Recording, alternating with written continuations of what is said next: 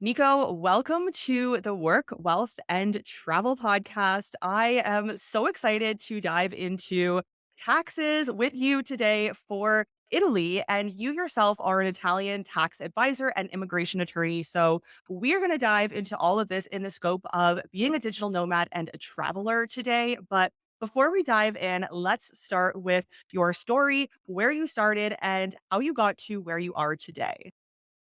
Thank you, Nicole, for having me. Just to outline my experience in two words, I was an expert myself, born and raised in Italy, then started in the US, and that was 10 years ago. And moved back to Italy, started working with my apprenticeship in taxes and accounting. I had a small stint back in the US, and that's when I realized that living in more than one country is actually quite problematic. Well, or at least it raises more issues with your personal taxes and your personal tax affairs. And it was back in 2015 when I realized that's what I wanted to do. I realized there's a market for that.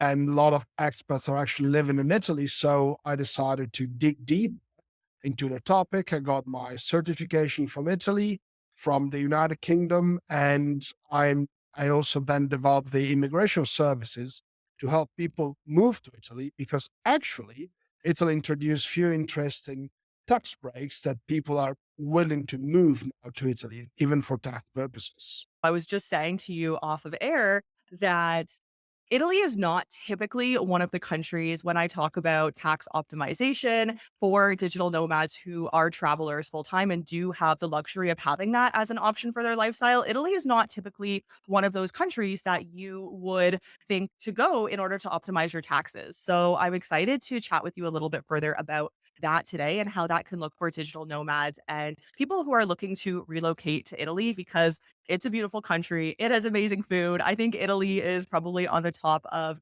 every person's bucket list or pretty high up there to visit. So let's start with why is Italy interesting for tax purposes?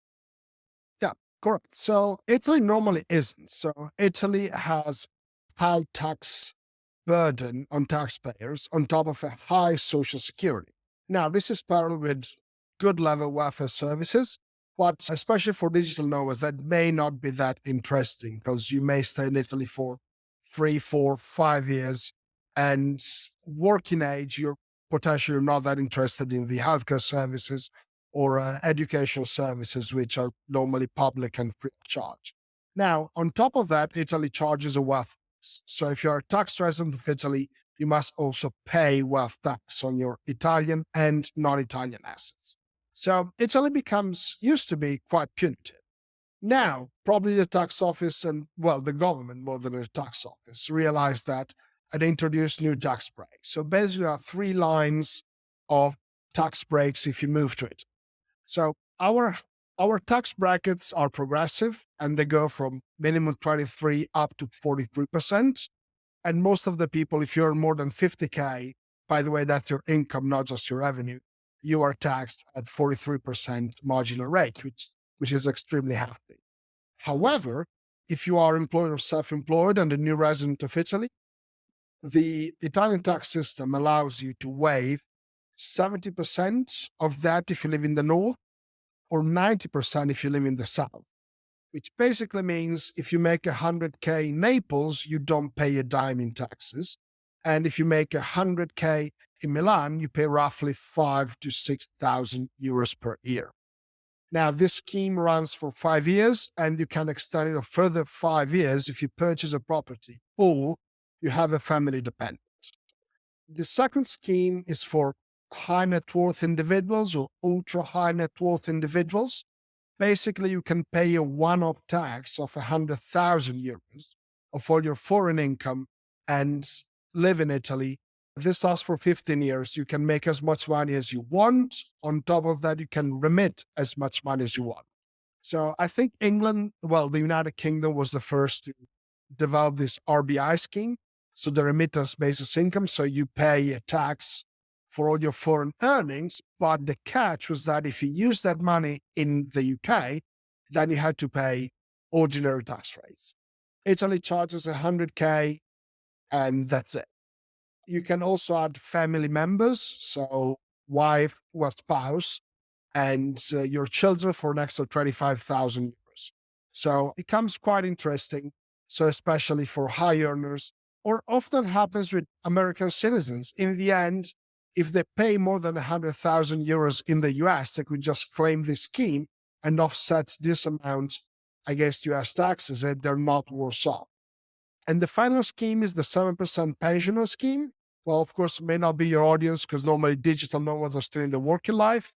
But if you're a pensioner and move in qualified municipalities, then all your foreign income, you pay flat 7% tax with no cap. If you have pension plus rentals, interest, dividends, capital gains, self-employment coming from offshore, you lock in the 7% tax rate for 10 years. So there are a lot of areas that Italy moved on. And because also of the competition of the southern Mediterranean countries, Portugal, Spain, Greece, probably the current, I would say, I mean, probably it's not even the plan of the European Union, but kind of embrace the the Mediterranean lifestyle and earning in the northern part of Europe. So probably you can get the best of both countries. But now you also have interesting tax rates. So it may also be interesting to move to Italy and to save on your taxes, which has not. That's a many different tax options, I guess, for people who have different income levels, who have different lifestyles. So I like that Italy, it sounds like they're kind of catering to different demographics. And you're right, there are so many tax incentive programs in the EU from whether it be Malta or Portugal, maybe less, especially since COVID and the remote work movement. Countries really do need to be as competitive as possible. So I like to hear that Italy is kind of up to par with that and knows what's going on, whereas Portugal kind of seems like they are regressing backwards a little bit, which I find very interesting. But I have some questions about specifically the first option that you mentioned. So you mentioned it's for new residents. What constitutes as a new resident? And then you also mentioned that I believe it's valid for 5 years. So after 5 years, what happens? Can you become maybe like a citizen and then you just have to pay normal taxes? Or how does that work? What happens there? And then the other question I had was you mentioned that there is a difference in taxes you pay, I believe, in the North and the South. So why is there that differentiation in the North versus the South? Are there maybe more foreigners and expats in one versus the other? Okay. Well, so starting from the actual whether 70 or 90% break, what constitutes a new resident? So first of all, Italy does not tax you based on citizenship, but it taxes you based on residencies. So whether you are an Italian citizen or not, if you live in Italy or if you're registered as a resident or you have your domicile or place of habitual abode, then you are defined as a tax resident of Italy. Therefore, you should not have been such, so not registered, not domicile, nor place of habitual abode for the two previous tax years. So if you're moving today, in the previous tax year, you should not have been a resident. Now, I've also assisted clients who just moved to Italy, say 3 years, moved away for two, coming back. This is also an option. So you can restart from day zero as long as you're not a tax resident for 2 years, which then I'll explain a little bit how the tax year is treated, that it's not 730 days, which is 2 years, but can be less. But then going forward, that's the only condition to meet. So not be a tax resident for the two previous year, move to Italy, be employed or self-employed. By the way, your employer does not need to be Italian. So you can be employed by a foreign entity. And then you are subject to tax. Well, actually, 70% of your income is tax free. Now, there has been a lot of internal migration and international migration, especially from the southern areas. And this is a problem that Italy had since, I guess, the late decades of the 18th century. So, if you think about all the Italians in the US, most of them, they're from either Sicily or Naples area, or like the majority. So people tend to move out from those areas. And so they're trying to, I wouldn't say lower, but incentive people back in. Probably that's the rationale of the law. And the crazy part, if you think about that, is basically every region excluding Rome. So from Abruzzo South plus islands. So if you think moving to the Isle of Capri is very much wealthy, but that qualifies for a 90% tax. So it's not about going to a less developed or out of the radar area. More like that's the region they want to incentivize. Basically, they don't want to promote more people in Milan, but more people in rural, well, in southern region, not even rural. So that's the key. And now this regime is quite interesting because there's no cap. So it doesn't matter how much you. So it's not like, well, you got a 70% tax off, but you need to make 50K or less. Then what happens, this lasts for 5 tax years. So you can also extend it a further 5 years, but you have to either buy any residential property, doesn't have to be your primary home, doesn't have to be in a certain area, doesn't have to be fit for particular use, doesn't have a minimum size. It just has to be a residential home. Or you have a family dependent, 18 years of age or less, with you when you arrive. So if you come here with your family and your child is 16, by the end of the 5th year, maybe goes to university, well, you can still claim the extension. That those were two options that you had to extend the 5 years. And I like that those are more innovative options than just, apply again or don't get it again and Yeah. bringing money into Italy's economy. So, in you saying this, it makes me think of, and I don't know how much you know about this even, but it makes me think of, I don't know the official name, but I think it was about a year or two ago, and Italy was incentivizing people to come by buying a dollar home or something like that. And I Yes. think a lot of them were fixer uppers, but it sounds kind of similar to what you are saying in wanting these smaller towns populated to have maybe more. I don't even know the purpose, so I'm not even going to speculate, but it just reminds me of reading about that. Yes. That's similar. I've been in touch with the Finance Commission of the Italian lower chamber, and we discussed this because in the end we're not too many tax accountants dealing with foreign affairs in Italy. I was quite surprised about that. So basically, we were required to kind of brainstorm about this incentives. But the key thing is not about bringing money back. The key thing is bring brains back. So whenever a community loses a lot of professionals, a lot of individuals, well, then you create a downward spiral where just, you start losing engineers, doctors, then you start losing electrician, plumbers, and then you're left with, okay, then houses are your roads. So it's not about to get back a fixer-upper, which, by the way, that was quite an interesting program in Sicily. The city of Sambuca made a great job. And by the way, there are also great incentives if you renovate a fixer-upper because they give you tax break up to 90% of the renovation value that you can claim against your taxes, and you can combine that with the 70% scheme. So, okay, this is a little complicated. I'll make you an example. I'll drop an example. You make 100,000 euros of taxable income. Then 70% of that is tax free. So you pay taxes on 30. Let's say your gross tax is 5 to 6,000 euros, but you spend 50K renovating a home, which attracts, for instance, 50% tax break to be spread in 10 years. So in this event, every year you can write off your gross tax 2,500 euros. So you can also reduce it. So the 70% reduction operates against the gross tax. Then you have the regular tax deduction, health expenses, VAT expenses, house renovation expenses, foreign tax credits, miscellaneous tax credits, education tax credits, primary home purchase tax credits, etc., etc. And that's the thing always, a topic I like to discuss with my clients beforehand. You don't care about your gross tax, you care about your net tax, your out of pocket expenditure. So if your tax break, if you sit in the 43% tax break, but you have so many write offs that your tax bill goes down to a few hundreds, would you care about the 43% or would you care about 1,000 euros or 10,000 euros to wire to the tax office?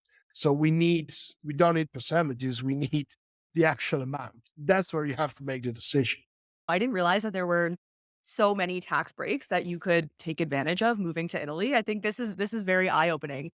So let's chat about actually moving to Italy. Is there a specific process? What does that look like? Does anything need to be done beforehand, be in place beforehand? Documents, I know, within my process in a different country, but my process, I had to have many documents to become a part of their tax system, to get that tax number. What does that look like? Or is that something that can be done on the ground when in Italy? I'm sure this might look different for Americans versus other countries, but yeah, tell us kind of what that looks like.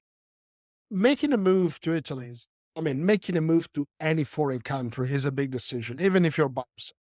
There are a lot of consequences, and some of them are unwanted. The key thing is about your taxes. Now, I normally advise to provide a certain audit of your tax position or of your potential tax bill if you move to Italy, or if there's any item to discuss before. So, for instance, are you sitting on long term capital gains? Will you be taxed twice because there's no double tax treaty between your foreign country and Italy? Or do you need to adjust anything, restructure your tax position to be more efficient in Italy? But you need to coordinate that with your foreign country. So that's a common thing, especially when you deal with American clients. They say, wait a second, I have a pass-through LLC, it's very efficient. Well, let's see if that's the same in Italy.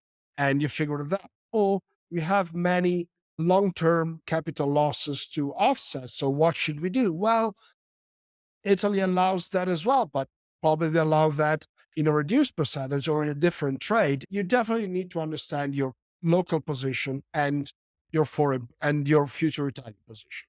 Now, in order to move your tax residency, you need to either be a EU passport holder. So if you move to Italy and you have an Irish passport, fine, you can register as a resident. Well, if you don't have that, if you are just a non-EU citizen, you just hold one passport. Well, then you need to have a residence permit. Now, in order to have a residence permit, you need to acquire a long-term D-type visa. So long-term D-type visa means that you can settle within a country. I got so many people claiming, well, I can get a business C-type visa. Well, that allows you to stay in Italy 90 days up to 180 if you're not part of the visa waiver program. So you cannot become a resident. And you cannot move to Italy on a temporary visa and then change the visa from here. So it's very important to understand that you need to do every part of your visa process has to be granted by the local Italian consulate in jurisdiction where you reside. So if you are a US citizen resident in Japan, well, the Italian consulate is the one in Tokyo, or I guess we have one in Osaka as well. So it's important to understand. The second thing is what kind of visa can you claim? So there's an easy visa, is the elective residency. Well, if you live on 31K of passive income, you can move to it, but there's a catch. You cannot be employed or self-employed. Then you have employment visa. Then you have a golden visa if you invest in a local business, which, by the way, can be your own. So you set up your own business, pull 250K in the business, and you graduate a visa. Or you can create, if you have a non-Italian limited company, whether it's UK, US, Brazil, China, Turkey, India, whatever, you can create a representative office and move to it. By the way, if you do that, it doesn't mean you're bound to that residence permit forever. You can change that. The only visa which turns into residence permit you cannot change is the elective residence. You're stuck with that for 5 years. So there's nothing much you can do with it. Now, and this is basically a 3 to 6 months process. So if you need to claim any type of visa, it takes 3 to 6 months. Best case, because you need to gather certain documents from Italy. You need to have a proof of lodging, whether it's a rental or it's a temporary accommodation by a friend of yours. Well, it takes time. Weeks rack up. And then the Italian consulate is not just there say, hey, we've been waiting for you for a while. We have next day service. No, it may take a few weeks, especially if you apply in England that now they have to deal with Brexit. So that's a madness. It's quite complicated. But with that in hand, you then have a window to move to it. So EU passport or visa, you move to Italy, and there's a key date to think on, which is July. because Italy defines you as a tax resident if you spend the most part of the year in Italy, or if you're registered for the most part of the year in Italy, our tax residency always starts on January 1st. So if you move to Italy by July 3rd, your residency started on January 1st behind you. But if you move on July 3rd, your tax residency will start on the next January 1st, which gives you a period to restructure your wealth, your estate, your taxes, your structure while in Italy without paying taxes in Italy. And that is also nice if you can apply a split year tax. Because, for instance, with England, you move to Italy in, I don't know, August, you're not a tax resident of Italy, but UK ceases to treat you as a tax resident from the day you move. For instance, if you start your employment or your self-employment, therefore you're not taxed until January 1st from Italy, and you're not taxed until January 1st from England. So it's very important to figure that out. So, for instance, you secured your visa in May.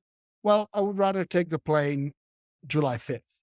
That's an easy thing for your strategy, which then postpones of 1 year everything. So, the 5 year clock starts on January 1st, not on July. So that's an easy strategy. Then, of course, you need to have an Italian tax code, and you can request it in Italy, or I advise to get it from the foreign consul. You're in the process of moving, you just fill a form with your personal details and your passport, and they hand you a tax code. And we use that like your social security number in the US for every single thing, even to sign a contract, rental contract, banking contract, or you need that to set up your utilities. You or your wife, you need the Italian tax code. So that's the key element to have before moving to it. But then, of course, I mean, if you're also thinking on doing your visa, well, then you have to deal with the consulate, and you have enough time to think on the Italian tax code as well. But having a tax code, that's a question I always get, doesn't create any tax liability exposure to it. It's as simple as that. Tax code is just a code. You may use it or not, but you don't become a tax resident. And also, Italy introduced the digital nomad visa, but they're yet to release the qualifying criteria. It's been 1 year, so still waiting on that. That would be a deal breaker.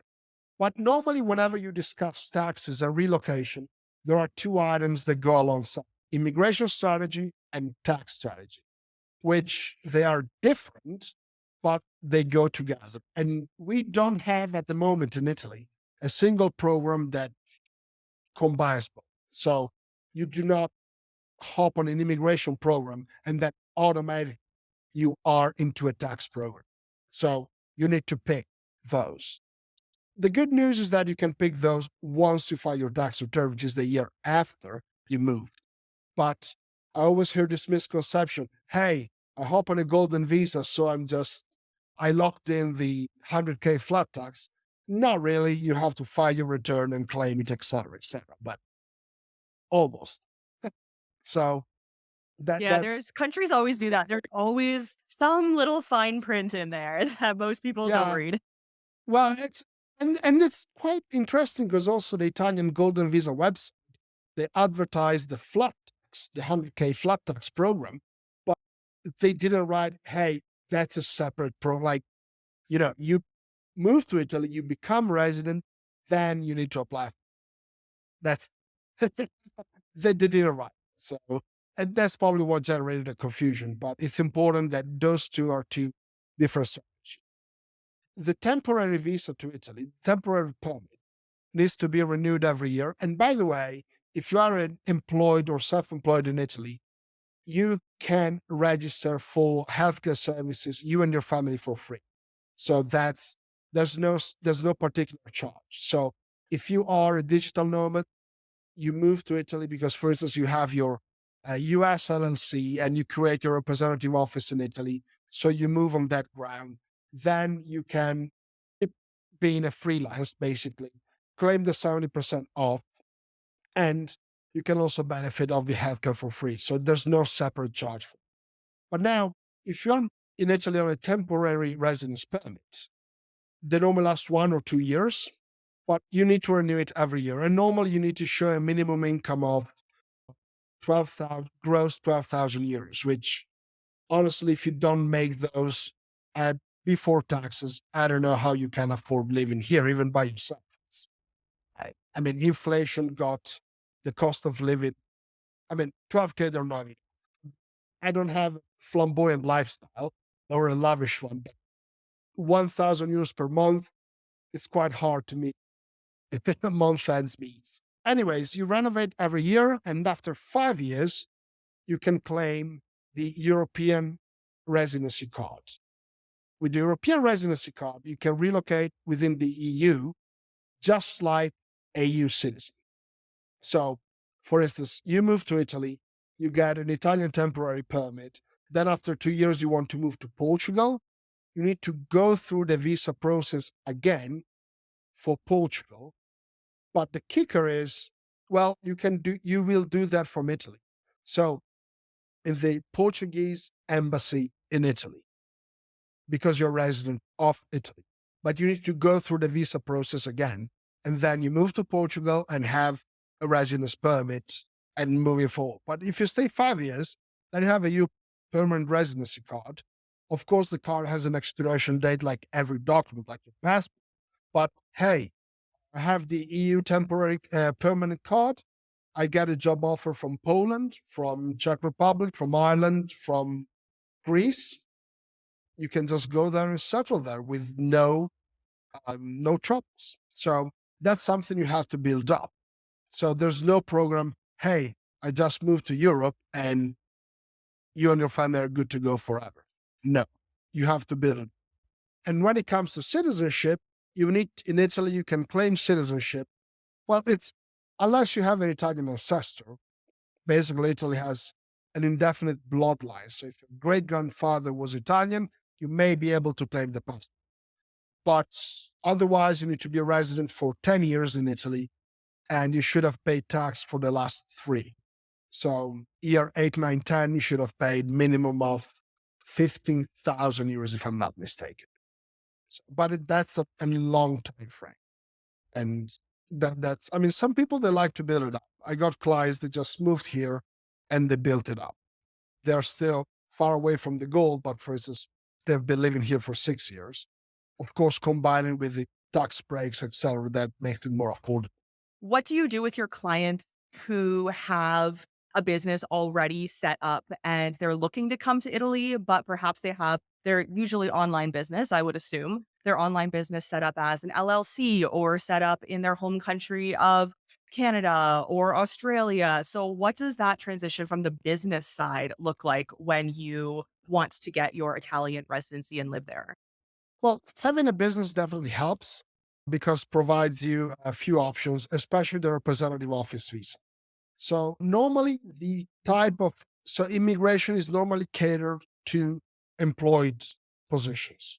So common scenario, you are an engineer from wherever and you get a job offer from Italy, you move, having like the so-called sponsor. When I was in the States, everybody was talking about, hey, you need to find a company which sponsors you. Same thing happens in Europe. So there are fewer options if you are self-employed. The easiest option is to have your own LTD outside of Italy. So you can create a representative office and move on a company secondment or assignment. So there's no, unless you opt for the golden visa, which requires a quite important outlay of capital, so minimum 250K, then if you are a businessman and you have your own business out of Italy, I would use that route to then move to Italy. Now, once in Italy, I normally structure this position either as a salaried position from your foreign company. And by the way, you can have a foreign business and operate in Italy, and that is not attracted by Italian taxation. The business is not attracted by Italian taxation per se, and the representative office does not create a tie to the Italian tax system because it's a representative office. It can only generate costs. it cannot be attributable to revenue streams. So it's not a branch, it's not a permanent establishment. It's a mere representative office, which, by the way, you can discard once you are in Italy. You're like, okay, fine, I use that as a bridge. Then you can operate as a salary position, whether you're a managing director or an employee of the company, or you can operate as a consultant.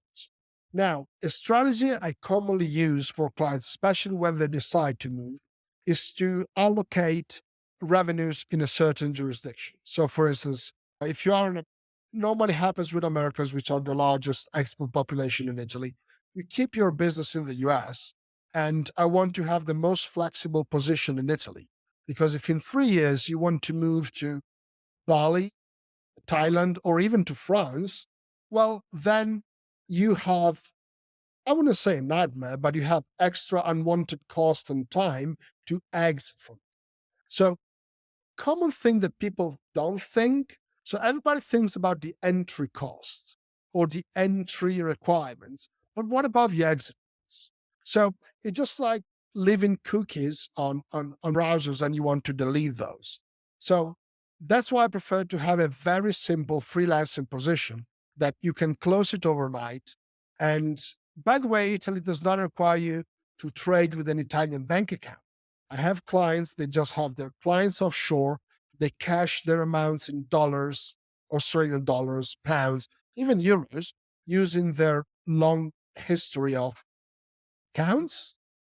And they stay in Italy for 2, 3, 4 years and they leave, but they just relinquish their lease and close their personal freelancing position, pay their last taxes, file their last tax return, and see. I never advise, unless you're talking about a big corp, to create a local limited company to run the books and run the payrolls. Then it gets more complicated. If you have an international business, if you have an international lifestyle, well, you should think about time and flexibility over structure. How easy is that to relinquish? How easy is that to move away? How easy is to wind everything up? Well, that's the clientele I normally cater.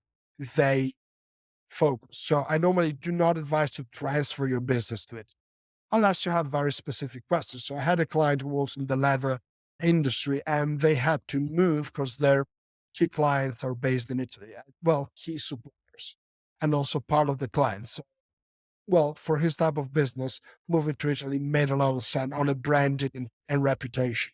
But as I said, if your lifestyle is to hop around different countries, you should pick one country to incorporate your business, one country to keep your banking relationship, and then wherever you are, you just pick a local flexible structure to help you until you move.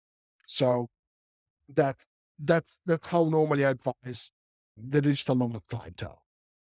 Yeah, I love that. Thank you for mentioning that because I think that is a very common question. And maybe you've seen this too, a misconception, maybe not question of people when they think, oh, I'm going to move to Italy and I'm going to set up a life there. So I have to have my bank account and my business and everything in that country. And I personally, for my lifestyle, I always advise against that. I don't do that. I don't want one country to have claims on everything. But I think that is a very common misconception because that is the traditional way of thinking is, my life is here and now I'm a resident here, so everything else has to be in this country. And I think that narrative is changing a little bit within recent years, but I think that's still a very common misconception. Now, starting to wrap up, I would love to chat about money and costs. So you mentioned at one point, I think you have to be making a minimum of 12,000, which I completely agree with you. I think that is probably the bare minimum, if that, to survive in Italy. And I'm sure the prices fluctuate depending on which city or town you're in. But what can somebody moving to Italy expect for the average cost of life?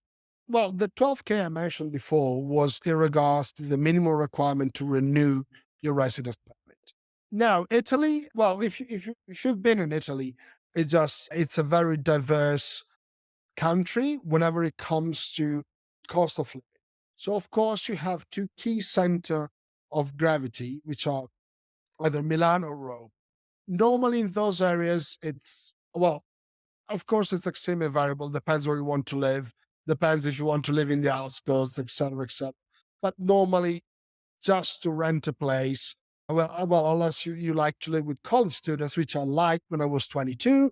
Now, not any longer. I need a more comfy lifestyle.